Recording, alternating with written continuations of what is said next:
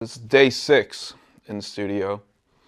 We recorded acoustic guitar, vocals, bass, drums, and a little bit of electric guitar, but really just getting that song structure and stuff dialed in is super important. Getting the rhythm sections super dialed in and complimentary of the song is really important. And then the electric guitar stuff I kind of have mostly ideas for and stuff just because some of these songs we've been playing for a while, but you know, there's always extra fun stuff we can do in the studio. So yeah, so kind of gonna experiment a little bit today probably. Just doing some mixing and editing as we go, just super important. So yeah, just keep making that track super tight. But yeah, we got probably like 12 guitars to play with today, so gonna add some slide guitar, gonna add maybe some soloing, just a lot of like melodic guitar lines to make the song really pop. And then we might get to some like harmonies and like vocals later today, but pretty much just kind of taking it day by day. It's like you're building a house. You got to start with the foundation, and then everything else is easy. The furniture is easy. That's the easy part. It's really making a really great house that'll withstand the test of time. So yeah, the furniture is interchangeable, and that's the fun experimental part. So we'll get to that. But yeah, that's kind of where we're at right now. The hardest part has been patience. I'm used to coming in here and having my band rehearse and just like firing away. But I wanted to I had a lot of the ideas already in my head, but I really wanted to let the process kind of take its own path this time around. So got some really talented musicians in here that I'm working with, and was able to kind of tell them my ideas, and we kind of experimented with a few different things to make sure that it's the right choice, and just taking it day by day as opposed to, all right, we got to be done by this deadline. That's kind of it just kind of takes time. So letting the process, trusting the process that like recording instruments, step by step is going to be actually a quicker process and a better process rather than just coming in live and doing it. So yeah, there's no wrong way to do it, but you got to challenge yourself and try different things. So yeah, just being patient with that. Obviously, electric guitar, I'd love to throw that on like right away, but I've been having to kind of wait until we get everything else dialed in to get into that. So it's cool. There's a lot of really cool songs.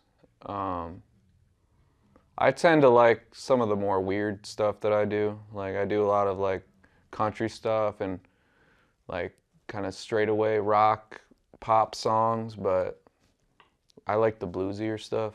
So there's a song called In a Little While that I wrote, and it's kind of written around guitar riffs, which I think for me those are a lot of my favorite songs, where the guitar riff really leads the song. So yeah, that's gonna be a cool one to see where it goes. But yeah, I like the weird stuff. So there's like 3 parts. There's like a blues rock intro, and then there's a kind of a metal Metallica kind of drop D sort of guitar riff, and then turned into this open like arena rock sound.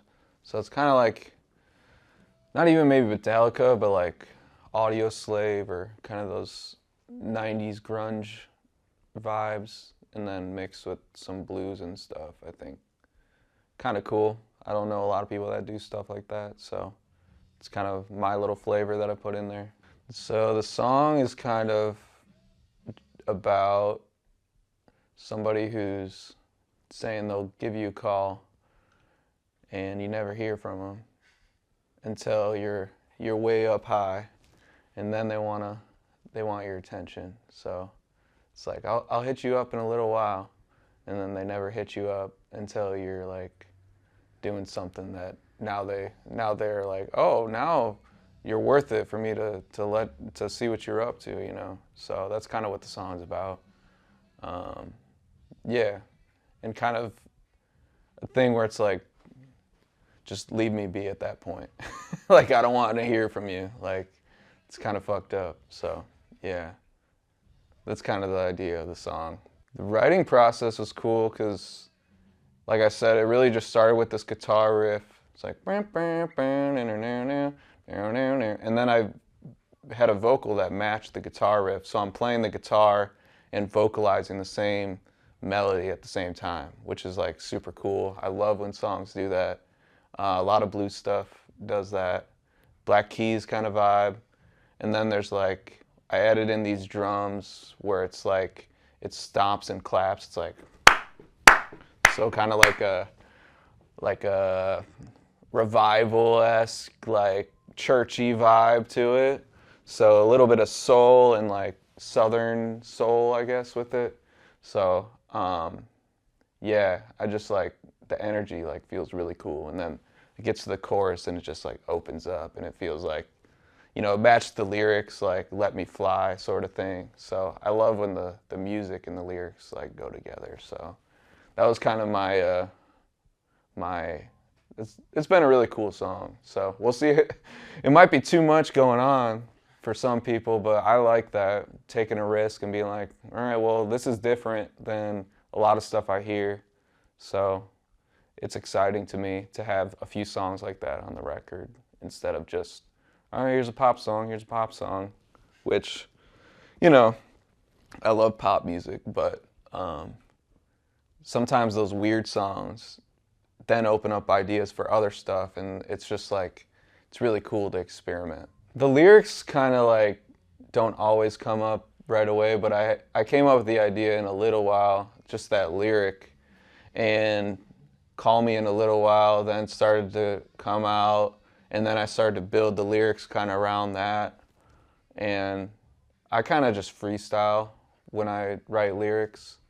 I usually write the first verse out and kind of get an idea for what the story is going to be of the song. And then the second verse I sometimes have and I sometimes don't. And I think this time I didn't really have it fully formed when I came in, but then when I was recording vocals, I kind of freestyled some stuff and I was like, oh, this is better than what I had. Like when I put it on the spot, that's when I really like dial it in sometimes. So this is probably the most recent one that I wrote. So like there was some stuff that was fully formed, but some stuff was kind of on the spot, which is how I like it. I know some people like to come in with like everything like 100%, but I kind of like to hang out in that 85 to 90% because I like a little bit of the energy to just like come out and really influence the song in a positive way. So that's just how I like to do it though. Most of the songs, like the melody and the structure is fully formed. It's usually just kind of like the lyrics. If I want to add in anything like dynamically different, sometimes I leave that up for interpretation on the spot. But I think Hanging On, I wrote a whole second verse in here. I think we got that on video. But I was driving to the studio and I knew I was going to record it that day, and I had a lot of it written, but I was driving through downtown, through the side streets for some reason. My Google Maps was taking me through the side streets. So I just kept seeing all these people on the corner, and so there's some lines about me being on the corner, working overtime, certain things like that. So Chicago can get a little dicey, but it inspired me. So it inspired some lyrics when I was singing. I'm like, I don't really like what I'm singing here. Like, it was okay, but I'm like, I think this could be better. And so I just kind of like started freestyling, free forming, and those lyrics just like came into my head, and I knew it was from earlier that day, driving and looking around.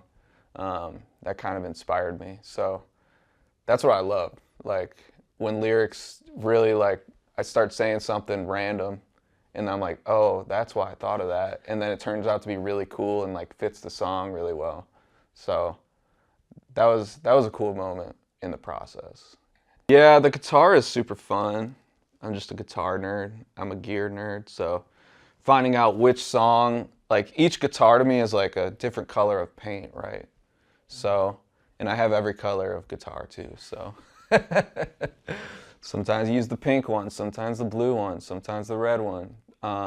So to me, that's what I think of, like the song is like a canvas. So just kind of figuring out what fits and what doesn't, and not putting too much of one color here, too much of one color here. Unless the song calls for it, then that's super cool. So for me, it's always really fun to do the guitar because there's a lot of ways to arrange a song with the guitar. But if I can play the song with my acoustic and my vocal and it catches my ear and it makes me feel something, like that's when I know like that's a song to record and I probably won't be able to mess it up. So as long as I feel something and I like it to a certain extent, that's all I really need to be like, all right, this is a song worth recording. So the songwriter in me is really the number one thing. And but yeah, I think there's a lot of people that want a song to sound a certain way for radio and they want it to sound good. And for me, it's more just like, do I feel something and is this me? Is this,